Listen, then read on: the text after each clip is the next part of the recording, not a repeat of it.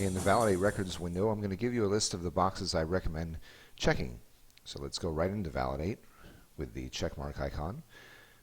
All right, by default, these are most likely going to be the boxes that are checked, but I'm going to uncheck everything that I can. Now, the delivery point validation and the lax link you cannot uncheck.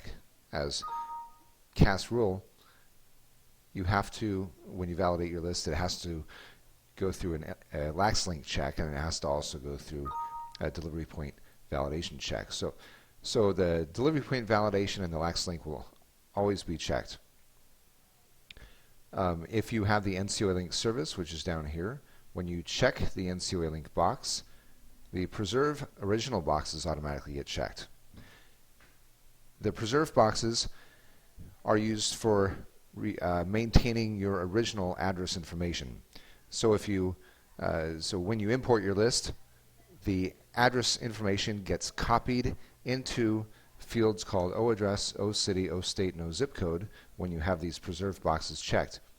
After validation, the addresses get updated. Your list goes through the NCOA process. Some of your addresses get changed to the new move address.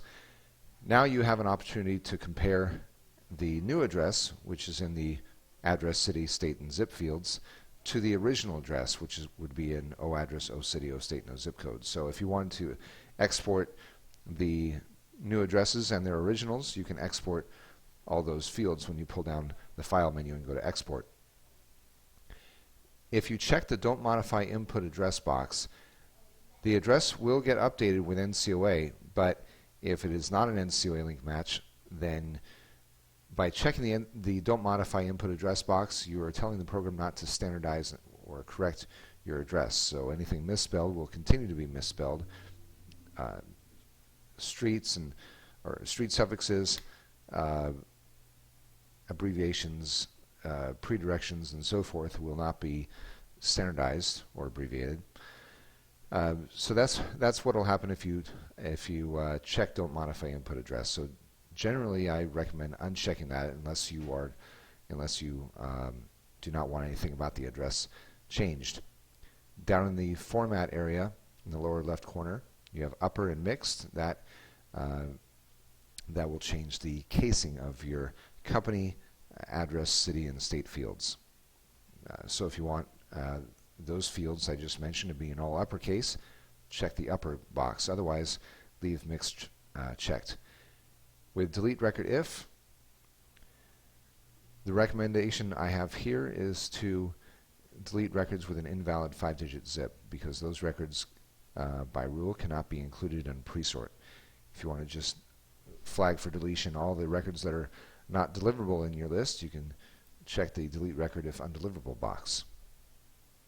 I don't recommend checking the standardized company name box or the use preferred city name.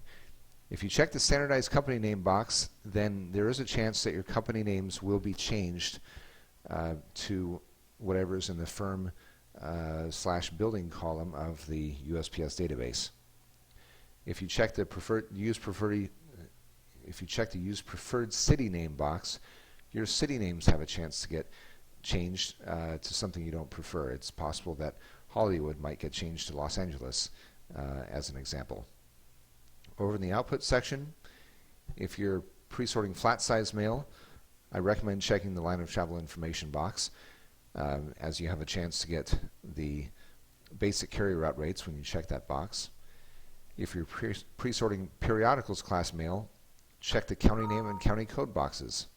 As you saw there, I just checked the county name box, and it tells me that if I check the county name box, the county code box will automatically be checked.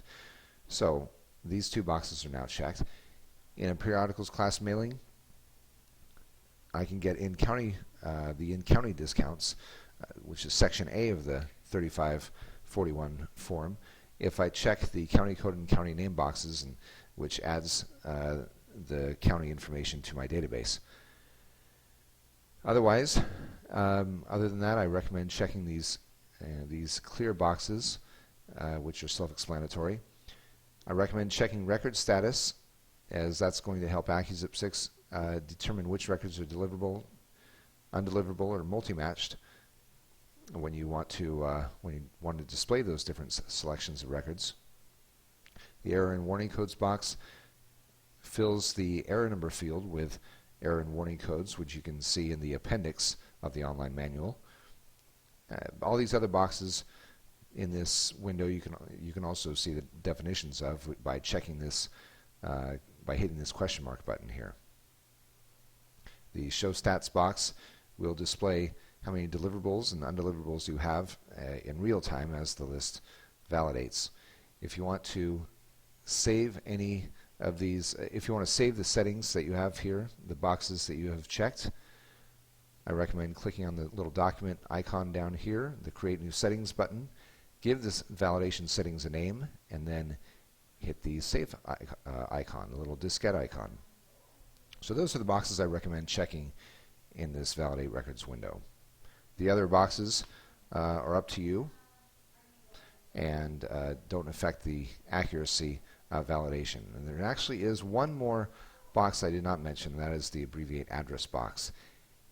If you check this box, Abbreviate Address, this will create an address to field if you don't already have one.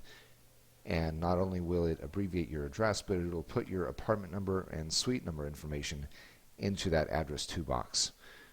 So keep that in mind if you have Abbreviate Address checked. If you don't want the apartment number or suite information to be moved to the address to field, then I recommend leaving this box unchecked.